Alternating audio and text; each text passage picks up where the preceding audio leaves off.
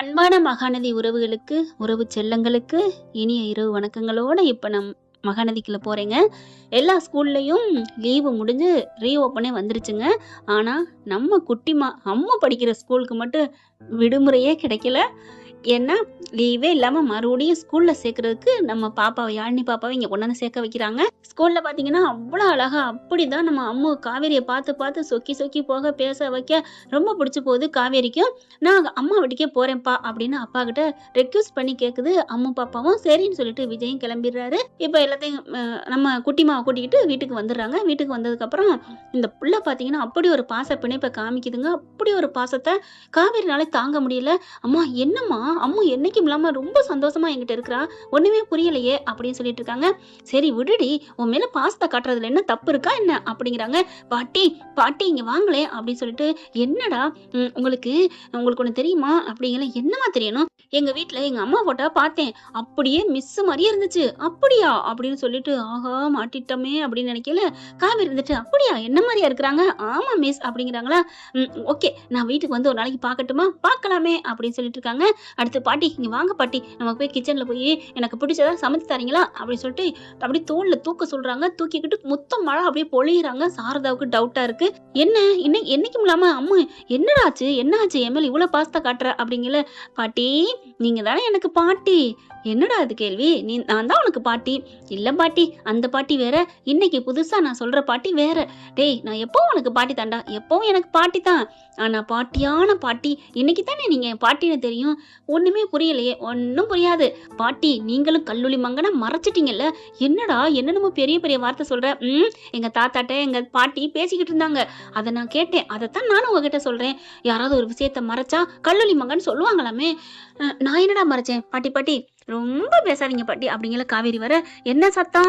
ஒன்னும் இல்லம்மா ஒன்னும் இல்லை அப்படின்னு சொல்லிட்டு சமாளிக்கிறாங்க. அப்புறமா காவேரி போன கையோட, பாட்டி ஏ சாரதா அப்படின்னு காதை பிடிச்சி அம்மு திருக. என்னடா என்ன? கள்ளி மறைச்சிட்டீங்கல்ல, என்கிட்ட சொல்லலையில. உங்க பொண்ணுதான் என் அம்மாங்கிற விஷயத்த மறைச்சிட்டீங்கல்ல. எப்படி உனக்கு தெரியும்? எல்லாம் தெரியும் அப்படின்னு எல்லா விஷயத்தையும் சொல்றாங்க. அடுத்து விஜயும் வந்துடுறாங்க. அம்மாவை கூட்டிட்டு போறேன்னு சொல்லிட்டு, அப்பா நான் இங்கே தங்கி இருக்கணுப்பா, ஆசையா இருக்குப்பா. டேய் அதெல்லாம் வேணாண்டா, நான் அம்மா மிஸ் கூட தான் இருப்பேன். அம்மான்னு வாயில வருது, அதனால நான் மிஸ் கூட தான் இருப்பேன், இங்கதான் இருப்பேன் அப்படி சொல்ல. சரி பாத்துக்கங்க நான் கிளம்புறேன்னு விஜய் கிளம்ப. அதெல்லாம் முடியாது, நீங்க இங்கதான் இருக்கணும், நீங்களும் இங்க இருக்கணும் அப்படின்னு சொல்லிட்டு இருக்காங்க. அடுத்து பக்கத்து வீட்டுல ஒரு ஃபங்க்ஷன் கல்யாணங்க. அவங்க வந்து வாங்க நைட்டுக்கு டிஃபன் சாப்பிட வாங்க அப்படிங்கிறாங்க. எதுக்கு? அதை நைட்டுக்கெல்லாம் வேணாம். அதெல்லாம் இல்லம்மா தம்பி, நீங்களும் வாங்க. நீங்க எவ்வளவு எங்களுக்கு உதவி பண்ணிருக்கீங்க, வரையில போகையில எவ்வளவு எங்க பிள்ளைக்கு ஆபத்து நடந்துச்சு, அதெல்லாம் நீங்க வந்து தடுத்திருக்கீங்க அப்படி இப்படின்னு பேசுறாங்க. காவேரி பாக்குறாங்க, இதெல்லாம் எப்ப நடந்துச்சு? தம்பி வரப்ப நீ இல்ல அப்பத்தாண்டி அவங்க பொண்ணுக்கு ஆக்சிடென்ட் நடக்க போச்சு, தம்பி தான் பூந்து பாஞ்சு காப்பாத்தினாரு அப்படி சொல்ல. அப்படியா? ஆமாம்மா, அப்படி மட்டும் காப்பாத்தலனா இன்னைக்கு என் பொண்ணுக்கு கல்யாணமே நடந்திருக்காதுமா. என் தம்பிதாம்மா எனக்கு அவ்வளவு உதவி பண்ணாரு. நல்ல இடம், குணமானவங்க, வசதியான இடம்னு சொல்லிட்டு என் வீட்டுக்காரர் தான் ஒத்த கால நிக்கிறாரு. நான் எவ்வளவோ சொல்லிட்டேன், இந்த மாதிரிலாம் வேணாங்க, நமக்கு தகுந்த மாதிரி பாப்போம்னா பணக்கார இடம் கேட்டிருக்காங்க, பொண்ணை பிடிச்சிருச்சுல அப்படி இப்படிங்கிறாரு. நான் என்ன பண்றேன்னே தெரியலமா அப்படிங்கிறாங்க. ஏங்கம்மா பார்த்து கட்டி கொடுங்கம்மான்னு விஜய் சொல்றாங்க. சரிங்க தம்பி வந்து சாப்பிட்டு போங்க தம்பி அப்படின்னு கெஞ்சுறாங்க. அதுக்கப்புறம் அம்மா அப்பா அம்மா ப்ளீஸ் ப்ளீஸ்ப்பா, அம்மாவோட எப்படிப்பா சேர்றது, நீ இங்கே தங்குப்பா நைட்டுக்கு அப்படின்னு கெஞ்சுது அம்மா. உடனே விஜய் வந்துட்டு, ஓகே என் புள்ள ஒன்று டார்கெட் பண்ணிட்டானா அது கண்டிப்பா நடக்கும், தங்குறேன்டா தங்குறேன் அப்படின்னு சொல்லிட்டு, அத்தை உங்க பேத்தியை பாத்தீங்களா, கில்லாடியா இருப்பா போல இருக்கே, 8 அடி பாஞ்சா 16 அடி பாயிராளே, யாரு பொண்ணாச்சு? உங்க பொண்ணாச்சு அப்படிங்கிறாங்க. ஆமா ஆமா அப்படிங்கிற. சரி எல்லாரும் வாங்க போய் சாப்பிடுவோம் அப்படிங்கிறாங்க. காவேரியும் சரின்னு நான் போய் ட்ரெஸ் பண்ணிட்டு வரேன் அப்படின்னு சொல்லிட்டு, நல்ல தாண்டி இருக்கு அப்படின்னு கேட்கல. எங்க அம்மா அழகுதான், யார் இல்லைன்னு சொன்னா? காவேரி பாக்குது, என்னது அம்மாவா? இல்ல மிஸ், எங்க அம்மா மாதிரி நீங்க இருக்கீங்கல்ல அதனால அம்மான்னு சொன்னேன். ஏன் மிஸ் நான் அம்மான்னு கூப்பிட்டா உங்களுக்கு பிடிக்கலையா? சேச்சா அப்படிலாம் இல்லை அப்படின்னு சொல்லிட்டு அப்படியே விஜய் ஓரக்கண்ணால பாக்குறாங்க. நர்மதாவை காப்பாத்துனது இருந்து அவங்க ஓரக்கண்ணாதாங்க பாக்குறாங்க. என்னடா இவ்வளவு ஸ்வீட்டா அழகா பேசுறேன்னு பாக்குறீங்களா ஃப்ரெண்ட்ஸ்? எல்லாம் மறுபடியும் அவங்க வருவாங்க, இன்னொரு சீரியல்ல நடிப்பாங்கங்கிற ஒரு கான்ஃபிடன்ட் நியூஸ் கிடைச்சிருக்கு. கண்டிப்பா வருவாங்க, இல்லைன்னா இருக்கவே இருக்குங்க. பழைய எபிசோட தூக்கி போட்டு பார்த்துட்டே இருப்போம், இதுல என்ன இருக்கு அப்படிங்கிறது அழுதுகிட்டே கிடக்கக்கூடாதுன்னு முடிவு பண்ணிட்டேன். ஆனா எண்டுன்னு போடுவாங்க பாத்தீங்களா சின்ன திரையில, அப்ப என் இதையும் எடுத்து போயிரும் துண்டா. அதுதான் எண்டு துண்டு. என்ன பண்றது? இப்ப காவேரி போயிட்டு மேக்கப் பண்றாங்க பல மணி நேரம் பண்ணிக்கிட்டே இருக்காங்க. வாடி இந்த இருமா அப்படின்னு சொல்லிட்டு அவங்கள அனுப்பிடுறாங்க. போய் அம்மு போய் பாக்குது. மிஸ் ரெடி ஆயிட்டீங்களா அப்படின்னு சொல்ல, இந்த பொட்டு வைக்கிறேன்டா. வெளியில போறாங்களா? என்னடியாச்சு மிஸ், என்னாச்சு? பாட்டி அம்மா தான் இல்ல ஏன் மிஸ்ஸுக்கு என்னாச்சுன்னு கேக்குறீங்க? அம்மா என்னடி ரெடி ஆயிட்டான்னு கேட்கணும். ஐயோ என் தங்கமே, சரிடா உங்க அம்மா என்னாச்சு, ரெடி ஆயிட்டாளா என்ன? அம்மா பொட்டு வச்சிட்டு இருக்காங்க. சரி சீக்கிரம் வச்சுட்டு வர சொல்லு அப்படின்னு சொல்ல போறாங்களா. மிஸ் என்னாச்சு? இந்த பூ வைக்கிறேன்டா. வெளியில போதா, என்னாச்சு? அம்மா பூ வைக்கிறாங்க. ஓகே அவங்க வந்து அக்கா அப்படின்னு கூப்பிடுறாங்களா. இந்த வந்துட்டேம்மா அப்படிங்கிறாங்க சாரதா. அப்புறமா என்னாச்சுமா, உன் ஆத்தால கூப்பிட்டு வா அப்படிங்கல. மிஸ் என்னாச்சு அப்படிங்கிறாங்களா. இருடா இந்த புடவை ஃபில்ட்டு வச்சுக்கிட்டு இருக்கேன். ஐயோ இந்த ஃபில்ட்டு வைக்கிறதுக்கு ஒரு இதா அப்படின்னு சொல்லிட்டு புள்ள எடுத்து வைக்குது. இல்லையே சரியா வரலையே. அப்புறமா வெளியில வராங்களா. பாட்டி அவங்க என்னாச்சுன்னு கேட்கங்காட்டிலுமே உன் பிள்ளைக்கு சேலை கட்ட தெரியாதா, ஃபில்ட்டு கூட ஒழுங்கா வைக்க தெரியல. சாரிடி என் பிள்ளை அப்படி வளர்ந்துட்டாடி, ஆம்பளை மாதிரியே வளர்ந்துட்டா, இப்ப நடந்து வந்தாலும் கூட அப்படி நிமிர்ந்துகிட்டு தாண்டி வருவா அப்படின்னு சொல்ல அவங்க இருக்கிற அளவுக்கு குனிஞ்சு கூட வர முடியாது, அந்த அளவுக்கு சேலையை சொதப்பி வச்சிருக்காங்க அப்படி சொல்ல நான் வேணா கட்டி விடட்டா. அப்போ என்னப்பா நீங்க கூட கதை சொன்னீங்களே அம்மாவுக்கு புடவையெல்லாம் கட்டி விடுவேன்னு, அது இதுதானா?